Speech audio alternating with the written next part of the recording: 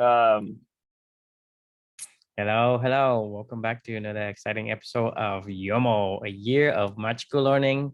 And as all of you know, we are talking about reading books and taking a reflections and kind of lessons we learn, and we talk about it and understand more of it. For those of you who are new to the podcast, welcome. And this is on YouTube, so if you are on YouTube and you're watching it, please subscribe and the video and hit the bells and all that. So without further ado, I'll hand it over to Chris. Yeah, thanks so much, and glad to be back again. Love this. This is the best highlight of my day every day. So it's always fun to talk about, share stuff you're learning and reading, and and the journey that we're on. So today's book is book number 89. It's a book called Ikigai, the Japanese Secret to a Long and Happy Life by Hector Garcia and Francesc Miralles. Let me stop you right there. Are they Japanese? No. No, they went to go study this concept of Ikigai. I understand. It's hard to go to an Italian restaurant and order Chinese or something like that, and to me that comes into my head. that's fair. I mean, I think it was more of them. Maybe there were Italians going into a Chinese restaurant exploring why, how do you cook Chinese food? You know what I mean? They're in the back kitchen kind of thing. That would be more of the author description, I would say here. But so I don't know if have you ever heard of this? Yes. Ikigai. You've heard of Ikigai? Okay.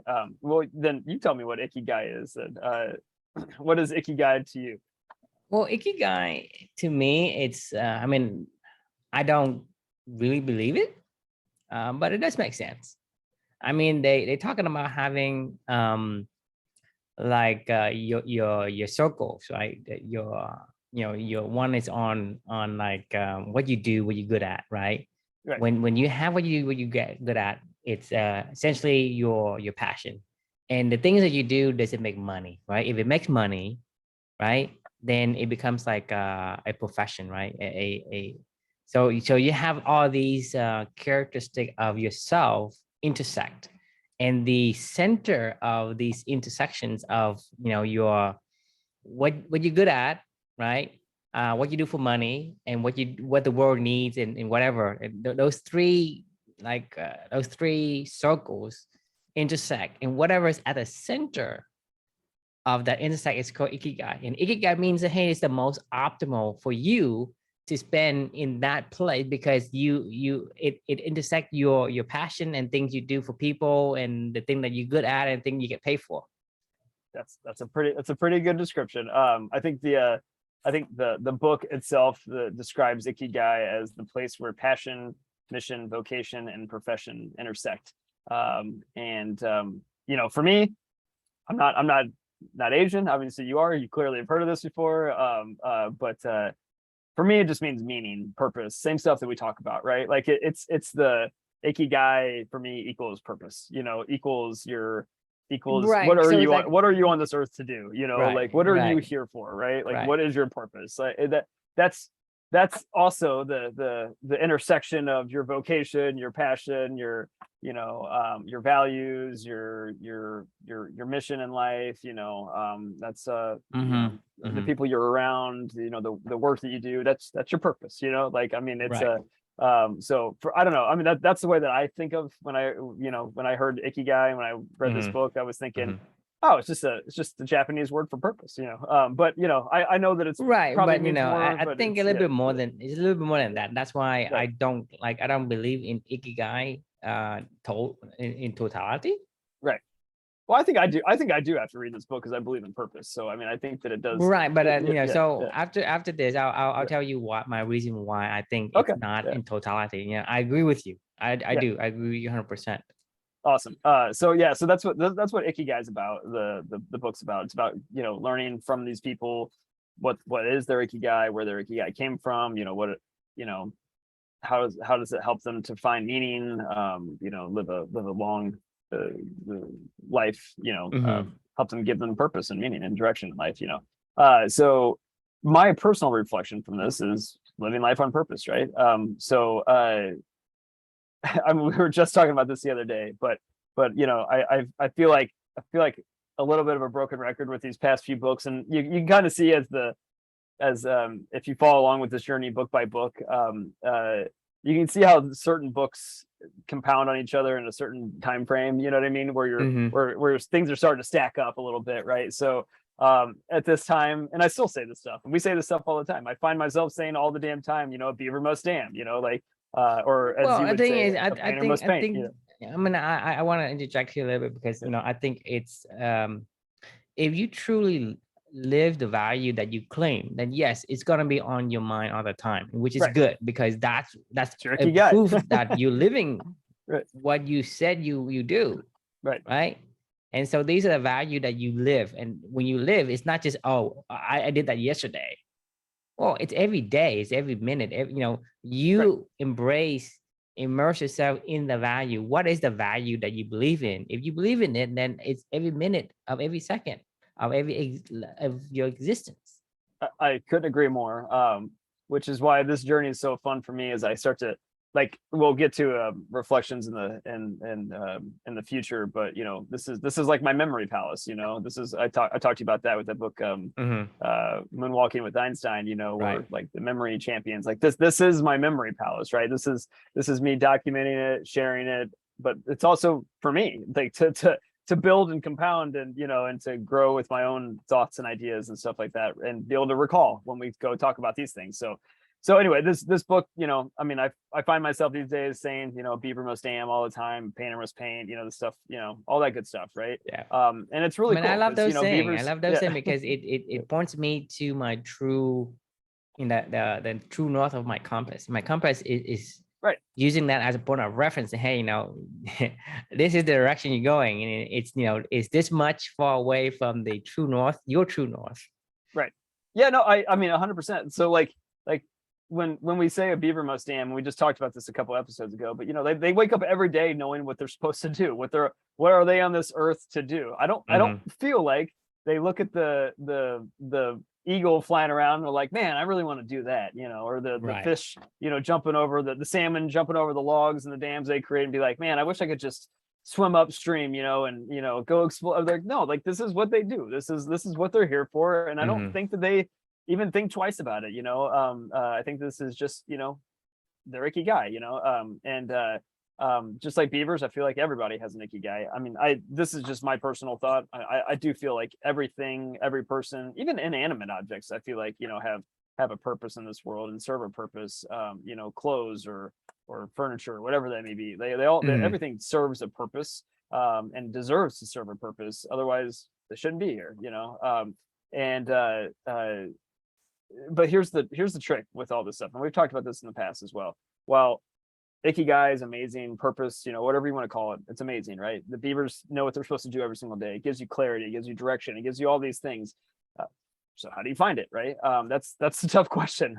And you and I have been going back and forth about this, and I've been grappling with this idea for years now, that we've been talking about this stuff. And I think I've said this before, but I can't quite remember. And I know I talk about this in other future reflections as well, but like, I don't think you actually find your Ikigai. I think your Ikigai finds you. And we've talked about, you know, the pain and suffering and how, you know, that plays a part in all this stuff.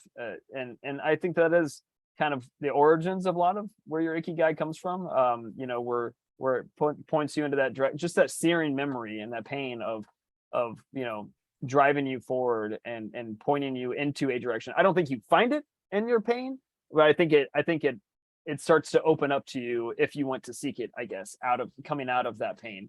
You know, for me, my personal Ikigai was found, obviously, through this, as anybody that's been following along with this journey knows, was found, you know, when my daughter passed away, and my own search for my own Ikigai that came out of that.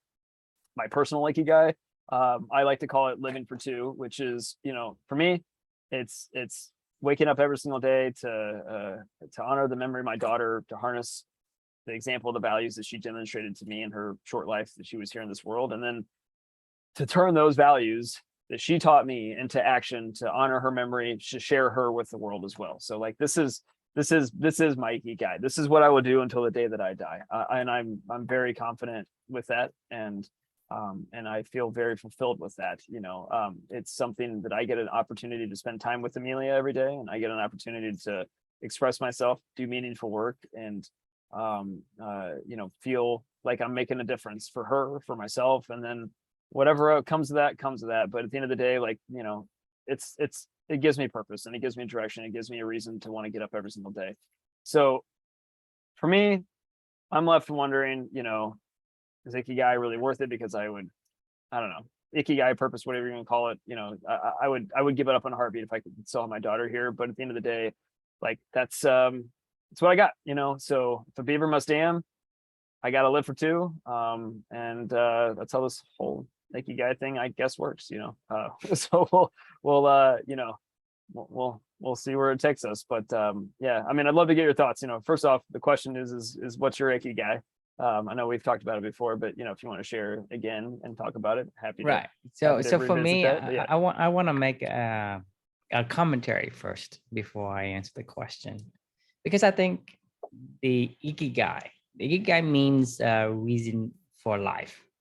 Right? Basically, your reason for living, and that translates to what we know among our community members in the Western world as your why, your purpose, right? Yeah. But you know, in the informations of Ikigai, a lot of people are drawing this you know, a Venn diagram of, you know, your circles of this and your circle of that. I don't think that's truly reflecting. It's for me, it's what you do that is important to you, which is go back to simplifying the actual definition of what an Ikigai, or the reason, or your purpose, right? Your It's why. what you do every day. No, it's what you do that is you. Like a beaver must dam, right? A beaver can do other things every day, right? Sure. They can go could be an Olympic swimmer. Right. You know, but that doesn't mean that he finds his reason to exist. Right. And so that's, to me, that's the, in my understanding, that's the original definition of what an Ikigai is. So that translates directly over to what we're saying: find your why, right? Your purpose, right? That's what we mean. And I agree with that 100%. On the other hand, I think a lot of people take the Ikigai and they kind of butcher it a little bit, and it creates these circles of the Venn diagram of the Ikigai, where you have here, you know, that do things that you love and do things that the world needs, and do things that, you know, that's what I'm saying. You can't, I don't think you can manufacture an Ikigai. I don't think that you can. I don't think that you because can, if you rationally put it all together, you know, like you can't because rationally, if you use that, you won't find your Ikigai. That's why I want to make this commentary. So that means that the circles, to me, I don't believe in these technical circles that people take the Ikigai. I think people butcher the Ikigai concept and kind of modify it to the point where it stray away from the original meaning. So that's my commentary. So so that means that, you know, I'm not doing things that whether I'm gonna get paid for or whether people needs, I don't care. I'm sorry, I don't care. Right? If I'm a beaver, I'm creating a dam. I don't right? I don't care. Regardless if somebody is gonna need it or not, I'm still gonna do it because I'm compelled to do it. Like, I'm made a certain way, right? I'm compelled to do the thing that I was made to do, because that gives me some sort of enjoyment and fulfillment of some sort, whatever you want to call that feeling, a feeling of, you know, this is what it's supposed to be. That's a feeling I'm talking about. So a lot of times, sometimes, you know, you say, hey, you know, I'm doing this, but I make no money. Right. So if you say, hey, I'm going to use the Venn diagram on Ikigai, then you probably not going to find a thing that you do that you really love, that you do every day. You do to your dad, you die. You know, you don't do to have them retire. Anyone who does to the point where they retire, that means that that's not what they want to do, because they want to take a break from it. They want to stop it. Right. You don't that's stop not, that's Ikigai. Not the Ikigai. That's not the purpose. That's not the reason. So I want to caution, warning, that when you do the technical Ikigai concept, you probably going to miss your reason for existence. Right.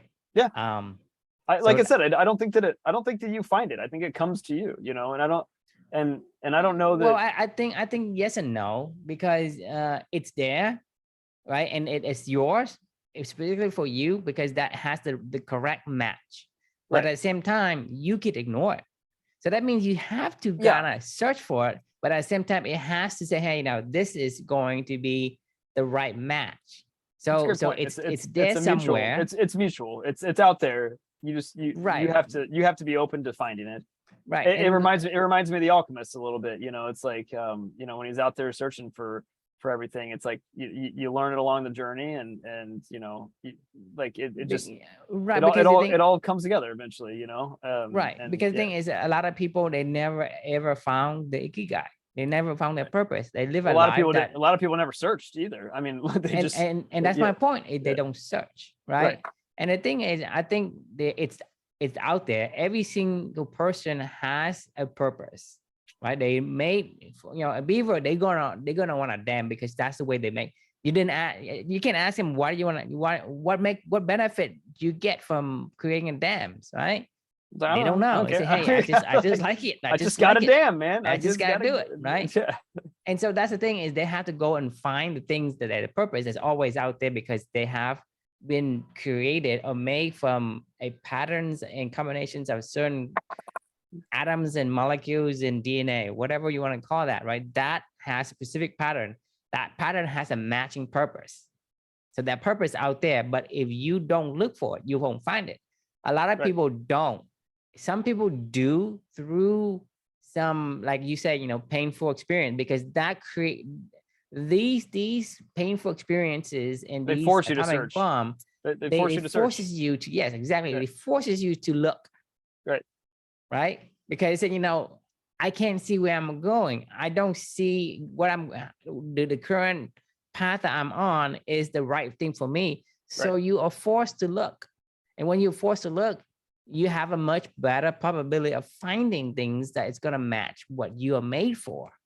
Right. You know, that's a really great point. Something I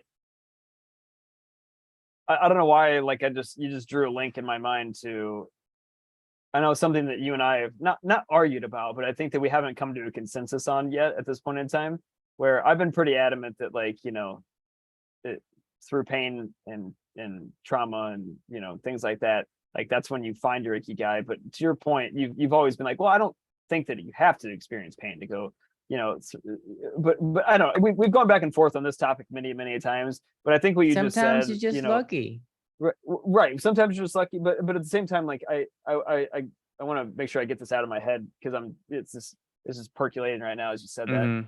It's like what we talk about with like God, right? You know, in my opinion, it's, you know, God's always there. It's always, you can always access God. It's just, for me, it's your consciousness, and it's the ability to ask a question and have a conversation with yourself, whether you ever want to call that, like, that's God to me, right?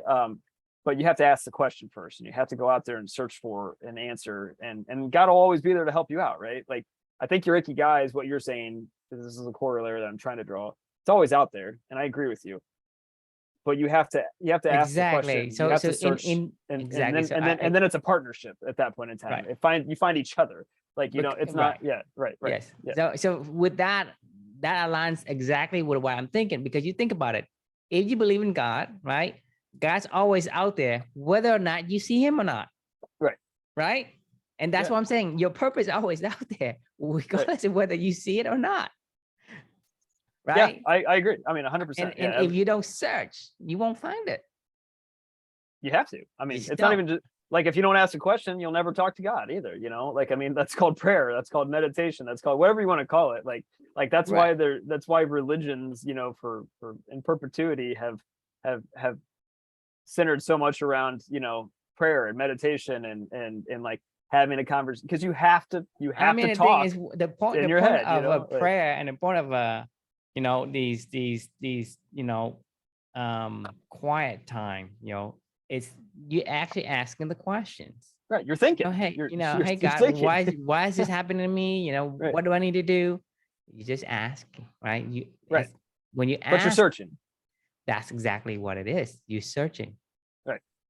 If you don't search, you don't find. And that's what I'm saying is, you know, you have to search.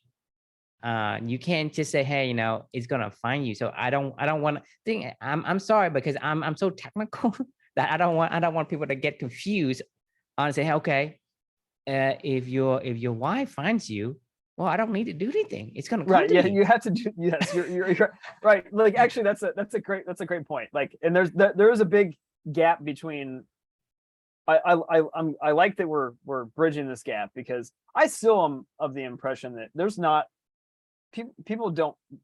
most people aren't gonna go search just to go search. Like, I mean, I don't believe that. Like, people just walking through life, whatever, doing whatever. If they haven't experienced any Most reason for people don't. change, I mean, in the right? way that I Like, see it, most people don't until they have and happiness doesn't it. drive change, right? Like, I mean, like, Right, if you're exactly. It happy, like, doesn't why would you drive change, change? Like, because the right, thing is, you say, hey, I'm walking along and I'm going that direction. right, It's nothing bad happened. Nothing forces me to stop. right. Right. Pain So will force you to stop and ask the questions, is what is kind. So I think that we're still in alignment with. I think that pain. well, I think pain is the is the majority. catalyst. It's a majority. I mean, I always say 80%, but there's Yeah, other 2% sure. or 5% that, hey, you come across somebody who That is just like, had it. okay, because if you come Yeah, across I don't believe that, somebody, actually. huh? I don't believe that, actually. I mean, you have no idea the background of those people. I mean, like, there's stories you hear No, the all thing is, all the time, you know, it's like, all about whatever you can do to spark the question in your head. Once you can spark the question head, and like I say, inspiration can come from anywhere, and that's why I'm saying you cannot rule it out. And like I say, that's interesting. I'm being picky, because I'm this. I, I have this I logical brain of mine. Say, hey, even if it's less than 1%, but it's more than 0%, I have okay, to make that's fair. sure I declare. I suppose somebody out there could just, for whatever weird reason, maybe they were taught, maybe they had a mentor, maybe they were, Exactly. maybe they were taught this stuff, or they, Or maybe yeah, they will okay, groom into it. They will groom into it. Whether they understand it or not, they will groom into thinking that way. sure, Think that could about be. it. I mean, yeah, that could be, If I know how to do it, right, and I groom my kids from when they were first born, and I do everything to make sure that they think in that way. That's the world works. That's how it works, and I isolate them from everything else. Right. Do you think that would make it? I think there's a better chance that they may start Because that search if I keep themselves. asking them, have you asked yourself why? Have you asked yourself this and that? And if I keep do that long enough, don't you think they think, hey, that's the way the world works? We ask ourselves, these questions, what's my purpose? Right. Could be. They hadn't gone through no pain. But because I had gone through pain, I knew what I was looking for. I just pass it on. That's fair. Okay, so I'll accept that there is no absolutes in this world, for sure. So true, one, and Chris zero. well, no, because there is no ones and zeros, right? I'm just kidding. Well, I'll let you win this battle. I'm just kidding, but no, but to your point, though, I will, I guess, trying to think of how to tie these two things together, and I remember what I wanted to bring up. You were talking about, creativity, inspiration, things like that. You don't ever know where it's going to get sparked from. I think there's a big difference between creativity, inspiration, and Ikigai. Like, I've been inspired many a times in my life. I've been incredibly creative many times in my life. But that wasn't my Ikigai. You know what I mean? Right. Like, It's not a black and white thing. You're talking about creativity. Right. There's a large spectrum. Like, an Ikigai is something you should be able to do every single day for the rest of your life, and feel happy about it, and find fulfillment in it. Right. Like I said, I mentioned creativity and inspiration. It means like your input, right? The input that you get, right? You can't control that. It could come from anywhere, and it could trigger you to start thinking about asking the very simple questions. What's my purpose? Right. It's conscious. And then from there, if it catches on and if it lingers, you continue to ask the questions and you continue to explore, and eventually you will find the Ikigai, which is that singularity of the things that, hey, I was made the best to do this. It's we've talked about this before, and I forget this term. We need to start using this term more often. It's conscious doing, you know, like it's when you have an Ikigai, you're consciously doing something, very intentionally, because Well, that's yes and what no. matters. Yes and no. I mean, to me, conscious doing requires effort. Once you have an Ikigai, you don't do it consciously. You just do it subconsciously. You and I do this every single day. I don't think about it. I mean, I don't know about you, but I don't think about it. No, I think about it. I mean, I think about it. I can't not think about it. That's what I'm saying is, for me, if on a regular day I missed it, and then it feels weird. Okay, so it's not like I'm thinking about it. I'm just saying, hey, it feels weird. It doesn't feel right. There's that feeling. I say, hey, it's not feel right. So to me, you know, like I say, it could be just me, but conscious doing is something that you want. When you have when you have something that you do, and you do it every day, and it doesn't have any obstacle, then it's effortless. Like I'm saying, I'm going down the river. I'm not going upstream. I'm going down the river. Everything I do today, like with what we're doing, is effortless. I just get on these Zoom call, and we just talk about whatever subject comes up. It doesn't matter. And I enjoy every single second of it. That's my Ikigai. I love to talk about these things. And it's like, to the point where we don't shut up. I mean, we started, you know, with 15 minutes, and now it's like we, you know, it's like 35 or something now. 35, and yesterday we almost went an hour. Yeah, no, yeah. Whatever I'm saying is, you know, this makes me feel like, hey, I'm right at home. I feel so, you know, relaxed, and I feel like, hey, there is certain like existence to me that it's good. Like it's like the term quote unquote feeling right. Right. Yeah, no, I agree. And so for me, I don't do that consciously. I don't say, oh, I'm going to do this today. You know, I just don't. It's just when time comes, I say, oh, it's time to meet with Chris. That's it. That's it. And when we do something conscious, like when you do something, say, I'm doing this on purpose, you require a conscious to do it. That means that you haven't got to the habit of it. Let's say there's an obstacle, and I'm sure there are scenarios where there's something that you want to do, but there's obstacle that does prevent you from doing what you want, and you have to consciously say, you know, first things first. I need to take care of my health. I need to take time to talk to True and explore and let my mind, you know, be you know, activated, right? Yeah. But sometimes, hey, I have a lot of work to do. I have this to do. I have that to do. I have so many things. So I say I skip it. But subconsciously, you say, hey, I need to think about the beaver must dam. So I need to think about what's first things first. What's the most important to me? What's the long-term things that I want to do that I need to do today? But if you eliminate all the obstacles, then it shouldn't have any effort. And like I say, I'm with you on some aspect, but I don't want to take to the point where, hey, you always have to think about it. If you have to think about it, then it's a conscious effort. There is a going upstream part in that. I hear what you're saying. I think we're saying the same thing, just in a, like, I think we're saying the same thing, but we're talking about different parts. Because yes, I believe in the conscious doing at certain extent based on certain scenario. I guess where I'm coming from is everything that I'm doing is very intentional, and it was consciously designed. I'm not saying that when I perform those activities that I'm consciously exerting effort. Well, conscious design and conscious doing is two different things.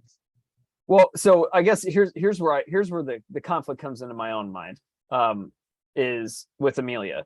Like, I can't ever not consciously think of her, you know, like whenever I'm doing something, I just can't. Like sometimes, if anything, if I stop thinking of that. Well, that's two different thing though, Chris. I mean, you're still living for two, but the other thing that you want is you want to remember her. That's why you're doing these conscious thing, which is fine. But it's not a universal. It's not a universal concept that you know you can say, hey, you know, it's required conscious effort. No, it doesn't require conscious effort, because even if you don't remember, Amelia, you still doing the exercise, the learning, are doing first things first, you're doing all these things I'm that always your doing it core with values her. tell you. The thing that you want as well, in addition to all these values, is you want to remember your daughter and No, you I want want to to spend time. honor I her. want to spend time. I want to spend time with her. And that Yeah. specific wants, the specific needs requires a conscious effort. Correct. That's exception. So That's it's not the norm. That's what I want to call out. It's not the norm, because the thing is, whatever you do today without all your core value, you're doing it unconsciously. You just do it. Hey, I exercise. Right. I put the first things first. I take care of my family or whatever. You do that unconsciously. But the thing that you want in addition to all that is to remember the reason why you're here, right? Is to say, oh, well, I know I'm living for two, but who's the other two? Who's if I'm one, who's the other two? You want to remember, and that exception of remembering needs a conscious effort. So that is for your particular case. It's an exception. It's a rare exception. It's not the norm. Well, and that could be fair. I mean, that could be the case, but that's also when I keep going back to the whole pain conversation, because like, I don't know that that's rare if somebody's experienced serious pain, because like, while that pain is something you don't want to always think about, you can't not think about it. Right. I think, and that's why, you have to also consider that everybody deals with pain and deal with different situations differently. Like I say, no, some I agree. people, Yeah. when they are too much pain, they just crack and they just wither away. I mean, this goes back to what you're saying. It's still a partnership with your Ikigai. You still got to go search. Even if pain is the reason that sent you off on that search, you still have to search. Like, you can't just take pain and sit there and lie down, and you're just gonna die. Some people channel the pain, and some people just succumb to the pain and just fade into the oblivion. Yeah, I mean, I wouldn't even call it channeling. It just, you have to take a step somewhere, and you have to search. Like, I mean, the Ikigai will find you. It's navigating the pain that comes at you. Right, exactly. So like, yeah, I don't know. I mean, it's Ikigai. It was funny when I read this book, because I was like, oh yeah, it's what we talk about every single day. It's like, well, no shit, these people live until they're 100, because like they, like, even though I would, like I said, I would give anything to not have this, to not have been on that search to find this Ikigai. For my own self, I also know that it's going to be the reason why I don't ever want to leave this earth, because I'm going to try to endure and do what Amelia taught me to do, and fight and live my values like she taught, and I'm going to do that until I absolutely can't. And that means that I'm going to keep probably fighting longer than other people, and these centurions, these people that have the Ikigai, whatever, like, there's right. I mean, the thing is, Ikigai it goes hand in hand. It's in some. I mean, like, even though Ikigai is a Japanese term, Japanese concept, but it doesn't mean that the Japanese live the longest. They do, actually, but I mean, no, they don't. No, they don't. They have like the more like centenarians or whatever you call them than like anywhere. No, they don't. They don't. They're somewhere in Italy too. I think it's on it's called the Blue Zone or whatever. Here, I'll have to exactly. There's a bunch of blue zone in many different places. So it's not just to say, hey, it's only the Japanese live the longest. Maybe we should. Then you have like, okay, there is the fat tail and the thin tail, right? Right. I mean, how many centurion among the millions of Japanese that live in Japan? So you can't tell me, hey, on average, the Japanese live longer than Americans. Well, so the 4 fallen areas have been identified as blue zones: Sardinia, Okinawa, Costa Rica, and Greece. But it's not Tokyo. But yeah, no, that's fair. Yeah. So different life. Tokyo doesn't have Ikigai? Well, no, I mean, well, it's probably not a part of the. It's not a part of Japan. Fair enough. Fair enough. Well, actually, your point may hold very true there. If you find places like a Sardinia or an Okinawa where it's this concept can be passed on and learned and taught, versus having to go wait for bad shit to happen. And because in Okinawa, people observe, right, they see, and they say, well, I wonder. And they start their search earlier because they don't have to wait for pain to, all right, that's fair. So it can be taught. And that's what we're trying to do. I mean, honestly, that's what Clubany is, I mean, right? Is to try to help other people. So come join the company so I can, inflict massive pain on you so you can find your Ikigai. No, not pain. That's not what we want. Yeah, right. We say, right. hey, one atomic bomb is enough. We'll help you. Let's channel the experience of this one person that has it already, right? Because like you say, you would not wish this on your worst enemies. No, the pain is really great. You can't just say, hey, come in, I'm going to inflict this massive pain on you so you can find your Ikigai. Well, I mean, it's kind of harsh. That sucks. Yeah, I don't want to do that. It sucks a lot. I mean, like you said, you would trade it if you could. Anything. I would give anything. Like, I mean, like if you, a million times over. So you're right. Like this is, you know what? I'm with you. I'm glad. I think I just learned a lot on this particular conversation of, tying Ikigai into what we're trying to do and trying to help other people to discover it. Get them on that search. I mean, that's what we're doing. We call it the Core Values Quest. It's all designed to say, go ask the questions and go find the answers. Go find your Ikigai. Yeah. Okay. All right. I love it. Let's do it. All right. So my translation to the question is, what's your reason for existence? To me, that's the Western that's a Western equivalent of what is your Ikigai. What's your reason for existence? It's a great question. Something you should ponder for a really long time. that is not a question you can answer on a. But I think that's important. On a single. Yes, that is a question that can start you on a journey that'll last you, a really long time. But we hope to be here to support you through that. So let us know if we can help. But thanks for tuning in. Any final thoughts? Like I say, ask the questions and see where it goes. That's all you can do. Yeah. Fantastic. All right. Well, great conversation as always, and we will see you all tomorrow or the next one actually. Yeah. Next week. Good night.